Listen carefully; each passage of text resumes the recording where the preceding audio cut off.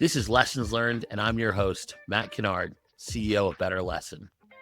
Join me as we dig in with visionary state and district level leaders who share our mission to support every K-12 educator in developing the next generation of resourceful, compassionate, and resilient learners. Lessons Learned is brought to you by Better Lesson. Let's get started. Okay. Well, it is great to be here. It's season 2 of the Lessons Learned podcast. Hard to believe we're already into season 2. I've got a new microphone. Pretty excited about that. But I am more excited to be joined by Jennifer Kushell, the CEO of EYP Ventures, who is the author of Exploring Your Potential and is hyper-focused on CTE pathways and building college and career-ready students. So, Jennifer, love for you to take a minute, just introduce yourself to the Lessons Learned audience. Thank you so much, Matt. I'm really excited to be with you today. I am just thrilled to have the chance to talk about this because I have spent 30 solid years of my life since I was 19 years old. I'm aging myself, but talking to students about their success and what they want to achieve in the world. And we ended up in CTE work because we had built a company to address colleges and career readiness. And the colleges were saying, please give this to the students. Before that, I had worked, for years with big global youth organizations and groups like NIFTY who were working with underserved kids, teaching them entrepreneurship education. And the big, between all that work with the White House, the State Department, all the, thought leadership work that we had done for all these years, one thing that really kept popping up was the voice of student and how we activate student agency and student self-efficacy. And so that's really the essence of my whole background has been around working with the ecosystem to activate that in our individual students. I love that. And, we talk a lot about being student-centered. And I think sometimes we talk about it and then we completely forget to account for the voice of the student when we do that work. And, I think the historic push to always focus on, for instance, 4-year college is the only pathway is a great example of us not listening to that student voice. 1,000%. I think, with all the challenges in education today, I think the one thing that keeps surfacing for us is the lack of voice of student driving the decisions that schools are making in programming and investments and wraparound services. And that's one area that I think we are doing a really good job of surfacing. Because when you create the right environment where students feel safe and they feel trust and they can share what they're feeling, what they're dreaming about, and then surface data that can help inform decision making, we can be a lot more efficient and effective in our solutions. It's interesting you bring that up because if you look at the percentage of students who would say that they either love school or they feel like they're learning a lot by grade, it's a pretty precipitous drop from where you may say, kids in K-5 to where you end up in 9-12. And it feels like that's directly related to the fact that kids go from feeling like in K-5, they're active participants in their educational experience. They can explore, they can achieve, to becoming largely passengers against a set of qualifications that people are pushing them through. I know there was a lot of additional information that came out via Brookings this week on that experience. Can you talk a little bit about what we're seeing and I think maybe the conclusions that you're drawing as someone who's deeply ensconced in the CTE space around what it means we need to do next? Beautiful. Thank you. I think we need to be listening to where our students are in their interests.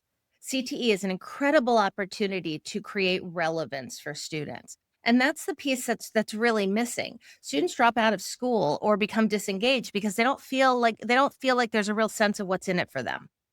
And if they don't know what's in it for them, if they don't have and I think a lot of that comes from either not seeing offerings that are related to what they're interested in, like schools that happen to get a lot of engagement create maybe a millionaire club, or they create a, video game thing or a esports, program. They get very high engagement because they're tapping into students' interests. But I think the lack of engagement around future planning, whether it's college, whether it's dual enrollment, whether it's, work or CTE. A lot of this is because we're not creating that relevance for students, and the context is what's missing. We find with exploring your potential that we need to give kids context to understand if they're going to think about their life beyond and what their goals are beyond, they need to understand how they fit into the world.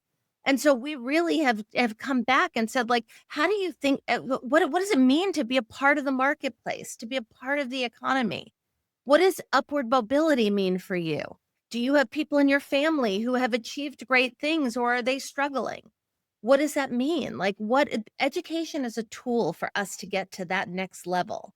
And I think if we can frame our conversations around CTE and college and career readiness around this is an opportunity for students to elevate themselves in their lives, elevate their communities. And we have to go deeper and find out how to align that with their interests. The challenge is that CTE systems sometimes will throw a few pathways in place, but they're not the pathways that the kids want. So it's really important that we keep the conversations going and rolling. Keep the concept of exploration open, contextualize what work means, what CTE means, what a trade means, what a college career means, and what that and how that impacts your life and your families and your communities. I think this concept of even leadership and entrepreneurship gets lost when we talk about CTE because, that's another thing that we always work with our schools on.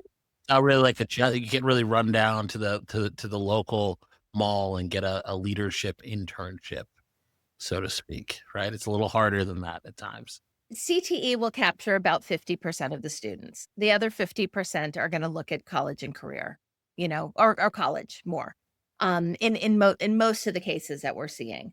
But still, we have to show them how they can incorporate not just those paths, but their specific interests into those paths. And that's why I think we need programs that create safe space for them to talk about those things. The other thing that's happening with engagement is that there's fear and anxiety, and this is a huge challenge, and we can't necessarily. In order to deal with this, we need to create more safe spaces for them to talk, and we really think that aligning these concepts about their future, if done delicately, can create those safe spaces that create engagement with their peers, with their teachers, with their counselors, activate that self-efficacy, and get them moving on a path and persisting. It's interesting you bring up the idea of spaces for kids to be able to talk about what they wanna do, and I think, you know, at Better Lesson, we think a lot about building resilient students, right? And part of building resilient students is giving them opportunities to show vulnerability. And one of those areas of vulnerability for kids, particularly when you think about kids going middle and high school, is being honest about the things that they're interested in doing and having honest conversations about what's available. We talk to a lot of districts around how are you aligning your pathways for students also to the high wage, high available jobs that are available. How do you help kids see a pathway where they can say, I can do that? I can build a life for myself that's based on that pathway. And it's of interest to me, that to me is the ultimate goal of education. How do you help someone see through their education and ability to achieve a life that they're proud of, a life that makes them valuable contributors to themselves, their families, and their communities? And I think to a certain extent, when we lose vision of the student, we lose vision of helping them get to that place. 1,000%. 1,000%.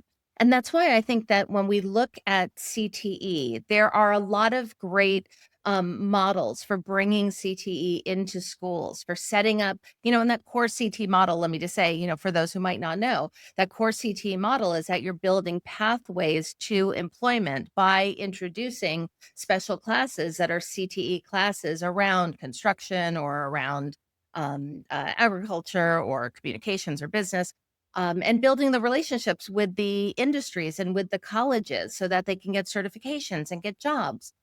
But um, if the students aren't jumping into those paths, if they're not seeing how they connect their own personal interests with those paths, or it starts to we don't get the engagement level that we need. And what we're finding is that even the unions that are showing up, or the employers that are showing up, are the students aren't even able to have the conversations that they need to with them. And that's huge. If a student can't even say if they're in a CTE program or if they're dual enrolled, which is something we're finding, that the opportunity really presents itself to introduce more comprehensive career exploration programming next to and in front of that CTE programming. And so I really want to emphasize that I think there's an incredible opportunity if we can introduce programs, whether it's EYP or something else, that really gets students thinking about who are they? How do they fit into the world? What is it that they want to do? And documenting their interests so that we can surface that as insights. We can use that for our CTE, achievements, the we can use that for grants, we can use that for reporting on our progress, and for making better decisions about where to invest the money that's so precious to these school systems. I love that idea of how do we think about alignment, broad-based alignment. It actually brings me to an area that I think we have not necessarily been able to see the right type of alignment, right? We know that um, whether it was kind of federal mandates or state mandates or even, municipal mandates on our school districts around creating these types of alternate pathways, right? How do you see districts and district leadership, state leadership, even federal guidance better aligning around a clearer pathway for how we should be creating these types of systems? Because it feels like it can be a bit of a muddled mess depending on what level you're accessing it, or even, just a morass of stuff that's out there on the things we should do, as opposed to maybe a more clearer pathway. How would you like to see the system continue to shift and evolve in this way? I would really like to see more education for all the stakeholders around what this all means. I think we've talked about that quite a bit between EYP and Better Lesson about how do we make sure that all the stakeholders who are critical to the system building understand what it means, what CTE means, what college and career means, what workforce means. And I think there's a vacuum of language in some cases that's really getting in the way for people. We forget that we're putting the onus on schools now to start teaching career and to start teaching CTE. And most teachers have been teachers most of their lives or have been in education their lives, not active in the workforce. And so there's a lot of education that has to happen from the training and professional development level right now.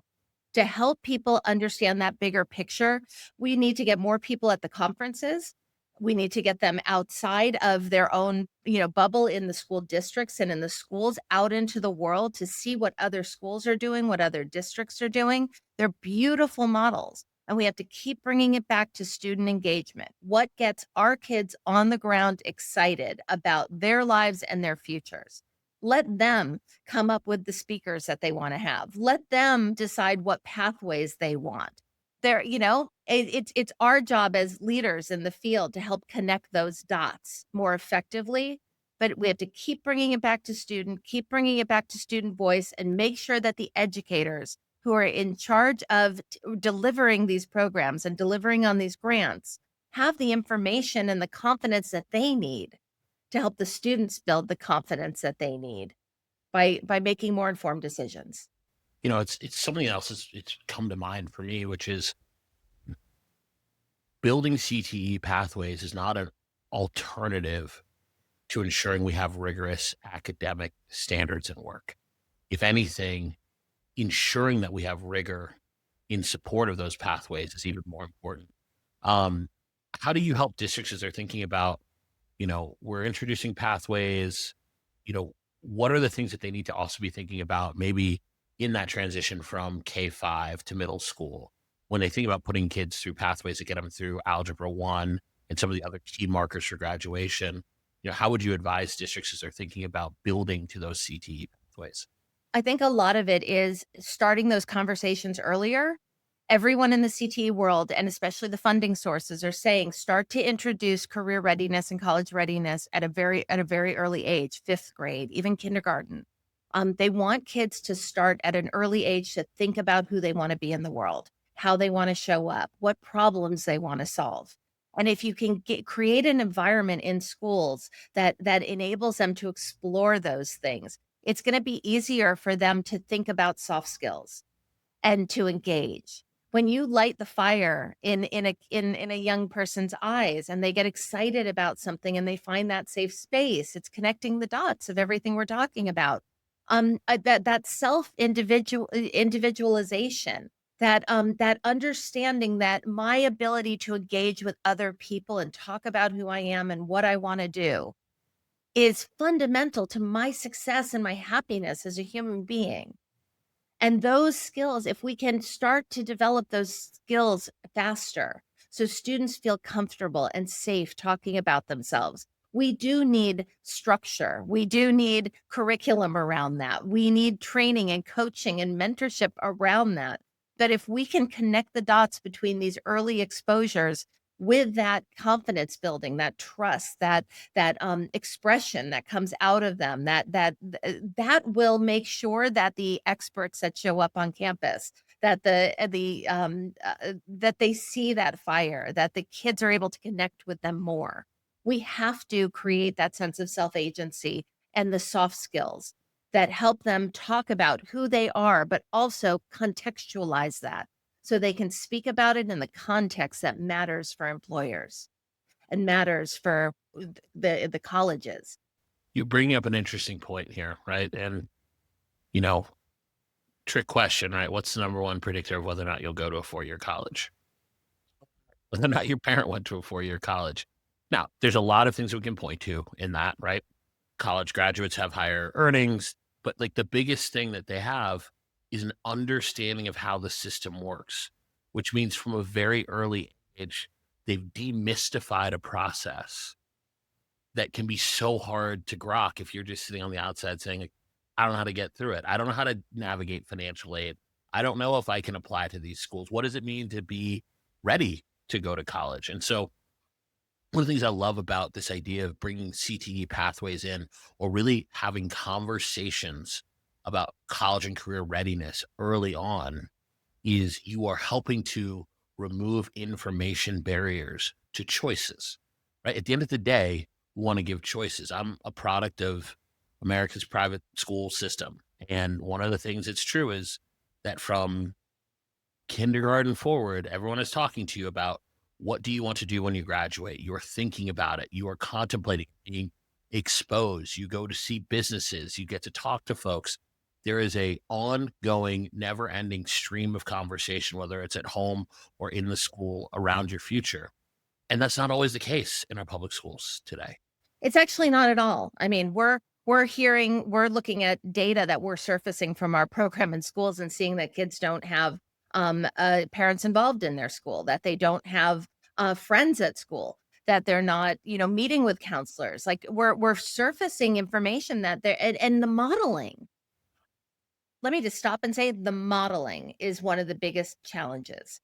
When you're raised in private school, you have constant modeling and support around you. You're paying for that. Your family's paying for that. Someone's paying for that. When you're in public school often, or you're raised in a less affluent environment, you're often raised without the professional modeling, without the educational modeling to help make these decisions more clear and more practical for you. And the other thing that we find too is that in more underserved communities too, kids are raised in a culture of no. Everything's no. You can't do that. You can't do this. This is impossible. We don't have the money for that. Whereas when you're in a more affluent environment, you're raised in a culture of yes, you can do that. You can be anything. You can go anywhere. You can achieve anything.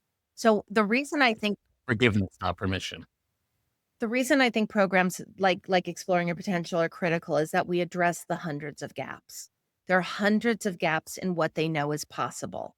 If they haven't had the professional modeling, it gives them a chance to meet with industry experts and to see, what that modeling looks like. It gives them a chance to answer questions that no one's ever asked them before about themselves and what they're dreaming about. I think that's just so important that we start to look at because it's not just about the engagement, it's about the modeling. And if you haven't had that as a benefit growing up, there's no way you're going to perform or be as ambitious as the next person necessarily, unless you've had, the right mix of cultural support and mentorship to build that confidence and let you know that bigger things are possible for you. And I think in our system too, there is an onus on all of us who I think have maybe overemphasized a singular pathway to destigmatize the idea of college and career readiness as it's a failure if a kid doesn't go to a 4-year college. By the way, if you're not sure about that, next time you go to your favorite beach town holiday spot, count the number of college graduate millionaire houses and the number of HVAC, cosmetology, um, computer coding millionaires. And I promise you, the housing counts are about the same. People can build wonderful, beautiful lives based on things that they really are interested in, they want to do. Our job as educators is not to stigmatize a pathway, but instead to help kids find the thing that's true and authentic to them that gives them the ability to be an asset to themselves, their families, and their communities. That's the whole point of an education. It allows you to live a life that feels authentic to you, and you're not being pigeonholed into choices because, to your point, you've been brought up in a culture of no, or someone hasn't given you the information to make good decisions. And none of us are born knowing all of these things, right? It's not an innate thing. Someone teaches you along the way. And one of the things I'm so encouraged by is that our system is actually trying to now do the right thing, which is to help kids map their interests to the skills and available jobs or the jobs we haven't even dreamed of, right? And the soft skills that will allow them to think about, is a kid a disruptor or are they an entrepreneur, right? We can help them make better choices and as a school system, help kids understand what their skill sets actually will allow them to do. And I think that you're hitting on the most important thing. In order to address the gaps right now and connect these pieces, informational competence is critical. We can't ask them to make decisions about their future if they're not informed, if they don't know what that means. And that means that we have to be very practical and say we can put all these programs in place with CTE and we can build beautiful systems, but we can't forget that we have to make sure that students are workforce ready or that they're ready to socialize, they're ready to express themselves in those interests. And that's our job now in the education space, and that's why we have to work with outside partners like Better Lesson, like Exploring Your Potential, because we can't expect schools to build all these new programs on their own. It's really like there's a bunch of puzzle pieces out there, and there's some great models and frameworks that need to be put together. But we can do that together. And I think one thing I really want to remind the people in the education world too is that there are billions of dollars that have gone into companies like ours, for example. Not we didn't get billions, but there are billions of dollars that have gone into companies with entrepreneurs who've spent their lives trying to solve gaps and address problems they saw when they were growing up and they see in the schools that they work with every day. And there are resources out there to be brought in. And I think these alliances, when you see partnerships between companies that are bonding together to say we can provide solutions that are more efficient, that are more effective. When you bring in a company like Better Lesson that really makes sure that everyone is on the same page, that everyone is supported. When you bring in a curriculum like Exploring Your Potential and that makes sure every student has a voice and you see that voice and you have that data and you have those insights in real time. That's where I think these solutions can really come in and be game changing. But we have to get everyone out of their bubbles and make sure that we're not just checking the box with the programs and that we're constantly pushing ourselves to find more effective solutions because they're out there. One of the things we talked about is informational asymmetry. And if I'm a district leader today, I might be thinking about, hey, I'm trying to restructure my district around this idea of building pathways. Are there additional grants and funding that can be out there? I know one of the ways to look at it is Perkins, but how would you suggest that district leaders be thinking about funding this type of shift and change in their district? Funding programs around CTE can be done at both the state level There are also nonprofit organizations that are starting to fund specific programs. There are groups like ECMC, like ASA, American Student Association. JFF is doing some incredible work on this, which is Jobs for the Future. So I would be looking at where those changes are happening. Everything is moving towards the states right now, so keep very close tabs on your governor's office. Look at the state specific CTE programs, but I think at the same time, getting clear on what your district needs, what your district demands are, getting the data on who's enrolled or in what programs, what are the interests of students, those getting those surveys out is going to really help you surface the information you need to connect with those high wage jobs and industries, connect with the schools, make sure that you're talking to not only the legislators that you can access, but the local CTE regional consortiums. Those are another unbelievable source. If you have colleges in your district that have dual enrollment programs and CTE programs, they're going to be excellent sources and partners with you in accessing that funding. Because a lot of the funding that is coming down requires collaboration with them, either signed agreements, you have to have partners in the workforce, partners in the education system, opportunities for like work-based education. So we want to be looking not only from where the students' interests are, but how we align that with pathways that are linked to high wage jobs. And those high wage jobs are going to have companies that are prevalent in your industries. So you want to start to align with the companies that are in the industries that you want to build pathways around and connect those dots with the legislation and with the nonprofit space. And look at those regional consortiums that are very, very powerful in aggregating the tools, the resources, even the templates that you need, and giving you spaces where you can talk to your peers about what's happening. One additional piece that this brings up is there is curricula like EYP that's available in support of this work. Um, what is the importance of being able to work with a CTE curriculum provider? What does that give you as an advantage? It's actually essential. I mean, to become eligible for CTE funding, and we've funded about $8 million so far in schools just in our neighborhood in the past few years.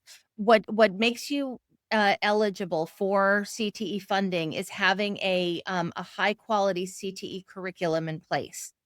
And that's exactly what we've done with Exploring Your Potential. We have aligned with all 11 of the 12 standards of what makes a curriculum high quality for CTE, and worked with schools to embed that. So when you have the partnerships, like I mentioned, the colleges and the employers, you have to have partnerships with a curriculum provider that is aligned with these CTE standards. And so that's why we've really worked hard to be a plug and play solution to make sure that it's easy to implement a curriculum. And we partner with groups like Better Lesson to make sure that there's that extra layer of support and training and professional development in place to do that.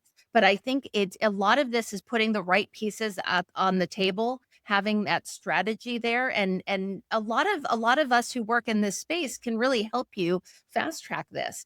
We've worked with numerous schools that have gone from zero activity in CTE to millions of dollars in funding within a year or two.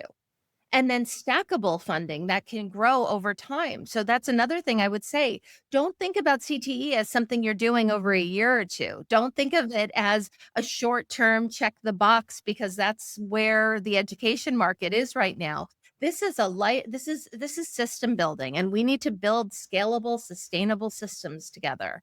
And it's going to be more of a community approach to pull this together. So having the right partners who are very high value add partners who can show up with that training, with that curriculum, surface data, surface the language you need in those grants, and also help be there for you as you engage with the community at large. That's what really makes all the difference. I love that. I love that professionalized approach to it. And, quite frankly, you don't have to do it alone, right? Building these pathways, there are professionals that can help. There are curriculum providers that can help.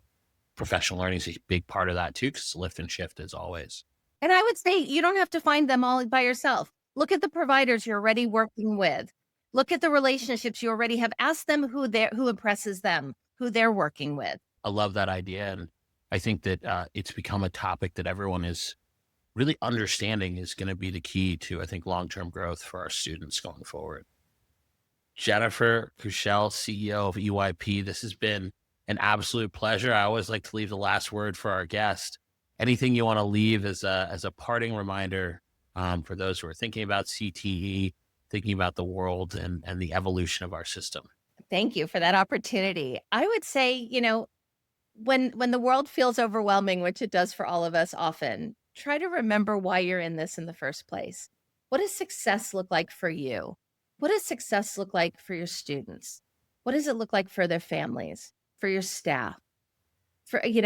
When we can recenter on what matters to us, that authenticity, that love, that joy of teaching, that love of innovation, of moving the needle, of creating this new generation of people who are going to take over the world and do beautiful things. When we can bring ourselves back to that, we start to better align with the solutions that we need to get there. Privileged to get to serve this industry and think about the long-term outcomes for our students and our educators.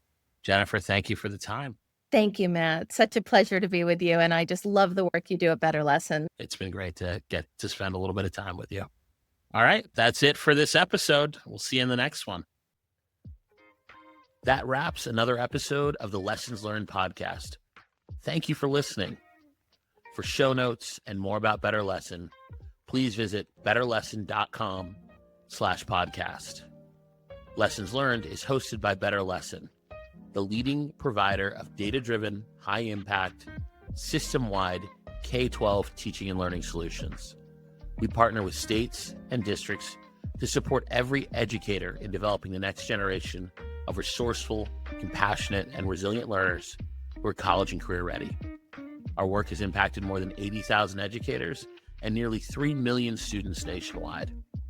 See you in the next episode.